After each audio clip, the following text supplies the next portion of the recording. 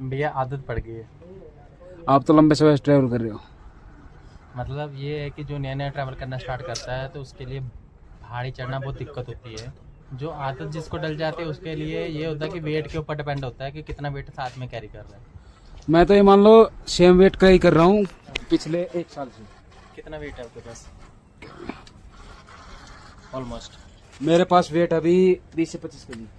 मेरे पास टोटल ये 32 kg है टोटल वेट। 30 के जी। हाँ क्या है? 32 kg। लैपटॉप है, उसके बाद मेरे 10-15 कपड़े हैं, सूट वगैरह, हाँ। और मेरा टेंट है। कम से कम टेंट ही लगा लो आप, लगभग 3.5 kg का लगाओ टेंट होता है। उसके बाद लैपटॉप लगा लो भैया, 3 kg का लैपटॉप हो गया। फिर कपड़े 10-15 कपड़े लगा लो, तो एक कपड़े का 700 से 800 ग्राम वेट होता है। ऐसे मेरे पास टोटल मेरी 8 जोड़ी है मेरे कपड़े की जो मैं साथ लेके चलता हूँ। तो 8 जोड़ी का वेट लगा लो आप, लगभग 20 kg का वेट तो वही लगा लो।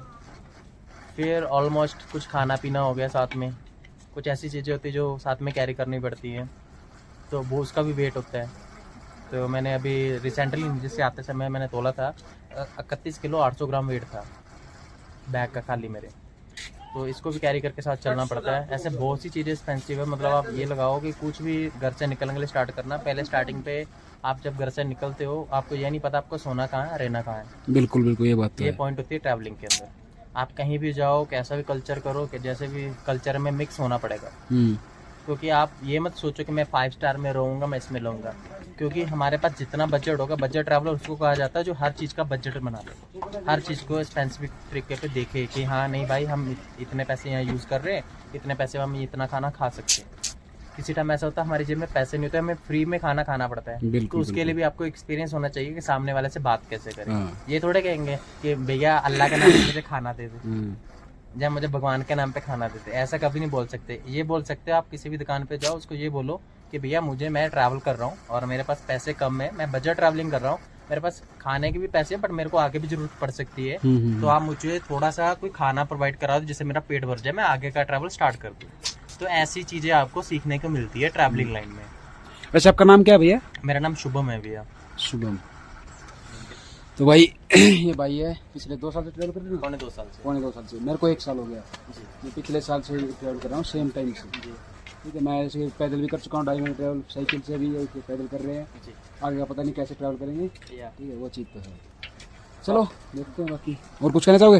हाँ, तो यही चीज़ होती है, आप कभी भी कोई ट्रैवल लाइन पे निकलो तो सबसे पहले अपनी चीज़ को केयर करना सीखो, क्योंकि ये सबसे बड़ी रिस्पॉन्सिबिलिटी होती है आपकी खुद की चीज़। कोई भी इलेक्ट्रॉनिक डिवाइस है, पैसे हैं आपके, कोई सोना चांदी का सामान है, ज्वेलरी है, कुछ भी है, इस चीज़ को कैरी करना सीखो, क्योंकि ये चीज़ सबसे बड़ी हिम्मत है। क्योंकि किसी टाइम ऐसा होता है रास्ते में आप चलते, कई जगह आपने टेंट लगा के सो गए, तो कुछ ऐसे चोर भी आ जाते हैं, आपका टेंट पाड़ के आपका सामान चोरी करके ले जाते हैं। बिल्कुल, ये चीज़ तो है। तो ये चीज़ का भी आपने खुद ध्यान रखना है, क्योंकि ट्रैवलिंग लाइन कठिन बहुत है। ये जो कल्चर आया है, ये सन 1980 से फॉरेन से आया, अपने इंडिया से कोई कल्चर नहीं था ये पहले। नहीं। ये सन 1980 से एक फॉरेन का था, उसका नाम था स्काई। तो वो जर्मन से था, वो फॉरेन में अपनी ट्रैवलिंग करता था, हिचैकिंग। उसने ये कल्चर अपने इंडिया में लेकर आया। वो इंडिया में जब ट्रैवलिंग करने लगा तो लोगों को पता चला कि एक ट्रैवलिंग नाम की भी कोई चीज़ होती है, जिससे लोग हेल्प मांग के आगे से आगे तक लिफ्ट लेके चलते हैं। तो वही कल्चर अब पूरे वर्ल्ड में फैल गया, क्योंकि जब से ये यूट्यूब आया तब से लोगों को पता चला कि हम भी ट्रैवल कर सकते हैं। तो लोगों के मन की इच्छा होती थी, पैसे नहीं होते थे, अगले कहते थे यार मैं ट्रैवल नहीं कर पाऊंगा, मेरे पास पैसा नहीं है। तो आज के टाइम में आपके पास पैसा नहीं भी है तब भी आप ट्रैवल कर सकते हो, क्योंकि मैं देखो मेरे पास पैसा नहीं है तब भी मैं 46 कंट्री ट्रैवल कर चुका हूँ विदाउट मनी। स्पॉन्सरशिप मेरे को बहुत मिली है, चलते चलते स्पॉन्सरशिप मिल जाती है।